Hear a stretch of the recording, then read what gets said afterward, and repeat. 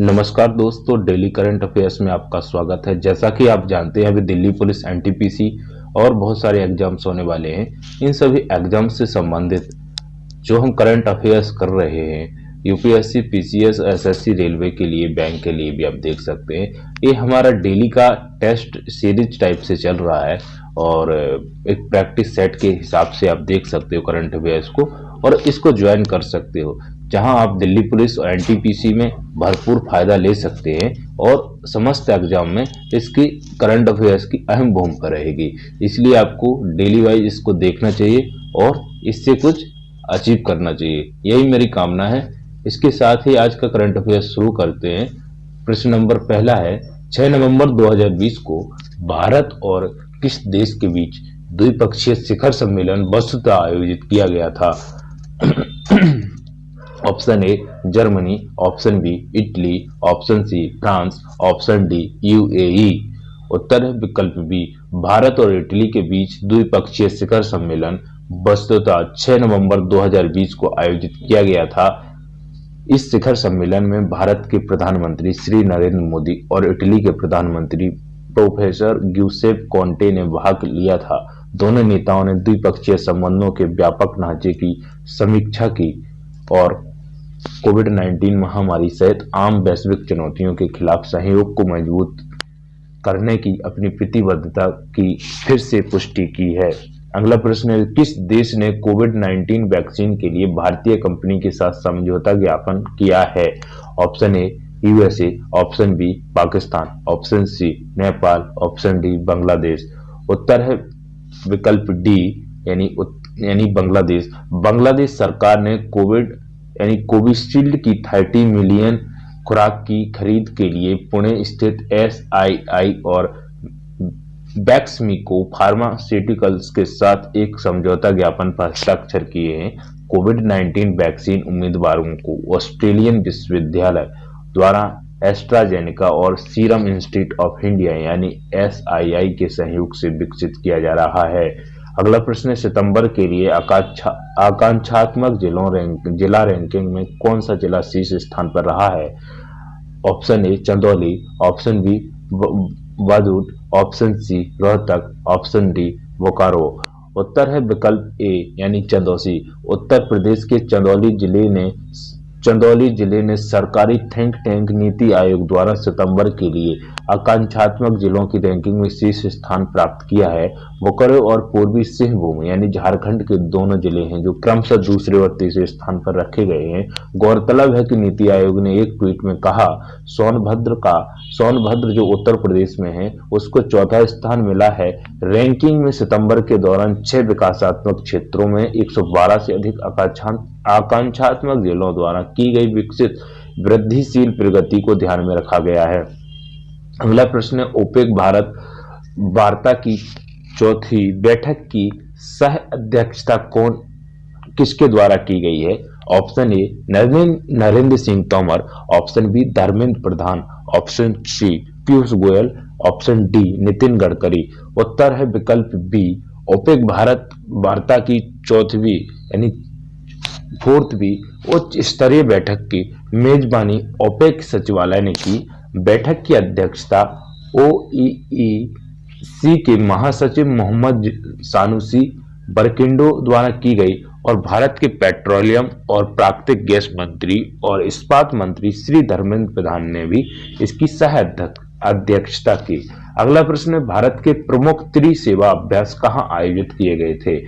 Option A Bengal, option B भारतीय महासागर, option C Andaman और निकोबार, ऑप्शन डी मालाबार तट। उत्तर है विकल्प सी अंडमान और निकोबार। विशेष बल और उभयचर ऑपरेशनों के साथ बुल स्ट्राइक नामक एक विशेष त्रिकोणीय युद्ध अभ्यास पिछले 3 दिनों में अंडमान और निकोबार द्वारा कमान इसकी संभाली गई और इसको आयोजित किया गया। कहाँ आयोजित किया गया? अंडमान और निकोबार में। अगला प्रश्न है, virtual global investor round table की अध्यक्षता किसने की? Option A Amit Shah, option B Narendra Modi, option C Ramnath Kovind, option D Rajnath Singh.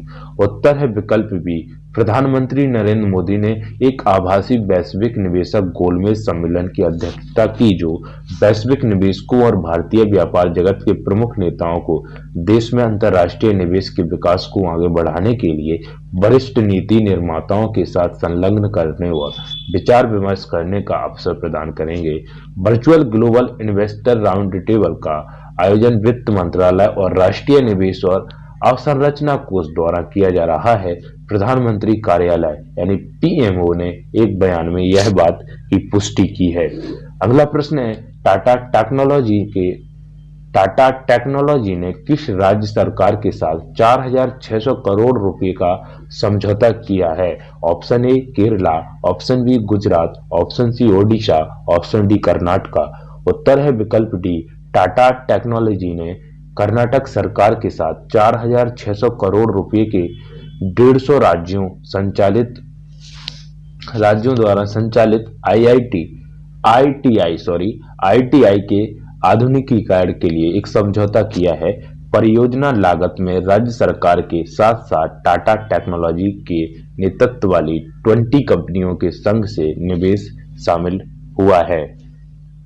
अगला प्रश्न है, किस संगठन ने एनटीपीसी सहायक एनवीवीएन के साथ समझौता ज्ञापन पर हस्ताक्षर किए हैं? Option A AAI, option B DMRC, option C IRCTC, option D DTC. उत्तर है विकल्प ए, भारतीय विमानपत्तन प्राधिकरण यानी एएआई ने इलेक्ट्रिक वाहनों के उपयोग को बढ़ावा देने के लिए एनटीपीसी लिमिटेड, एनटीपीसी विद्युत व्यापार निगम यानी एनवीवीएन की एक सहायक कंपनी के साथ समझौता ज्ञापन पर हस्ताक्षर किए हैं और प्रबंधित और संचालित हवाई अड्डों पर सौर ऊर्जा संयंत्रों की स्थापना की है। अगला प्रश्न है, किस बैंक को 36 करोड़ रुपयों में सीएससी ई गवर्नेंस में शेयरों का अधिग्रहण करना है? Option A ICICI, option B Yes Bank, option C Axis Bank, option D HDFC Bank. उत्तर है विकल्प सी, कर्जदाता बैंक ने गुरुवार को कहा कि एक्सिस बैंक ने CSC e governance services India limited में 57,700 से अधिक शेयरों का अधिग्रहण किया है। ऋणदाता ने कहा कि एक्सिस बैंक ने CSC e governance services India limited द्वारा 1,000 रुपये के फेस वैल्यू यानी 1,000 रुपये के 57 पर 43 इक्विटी शेयरों को सब्सक्राइब करने के लिए 6,300 रुपये प्रति इक्विटी शेयर जारी किया है। अगला प्रश्न है, किस संगठन ने 10 उपग्रहों के साथ PSLV C49 लॉन्च किया है? Option A NASA, option B DRDO, option C ISRO, option D इनमें से कोई नहीं। उत्तर है विकल्प सी, भारतीय अंतरिक्ष अनुसंधान संगठन यानी इसरो ने पोलर सैटेलाइट लॉन्च किया, जिसका शॉर्ट फॉर्म बोल सकते हैं PSLV, polar satellite launch vehicle का 51वां मिशन लॉन्च किया है। 2020 में इसरो द्वारा यह पहला मिशन है। बाइक वाहन PSLV C49 EOS-01 के साथ प्राथमिक रूप से 10 उपग्रहों को वितरित करेगा। यह पोलर सैटेलाइट लॉन्च व्हीकल यानी PSLV का 51वां मिशन है। बाइक वाहन को यानी वाहक को आंध्र प्रदेश के श्रीहरिकोटा में सतीश धवन अंतरिक्ष केंद्र, जो कि कहाँ है, पुलिकट झील में है, ओके, SDSC से लॉन्च किया गया था। इस प्रकार से हमारे आज के प्रश्न हो जाते हैं। तब तक के लिए नमस्कार।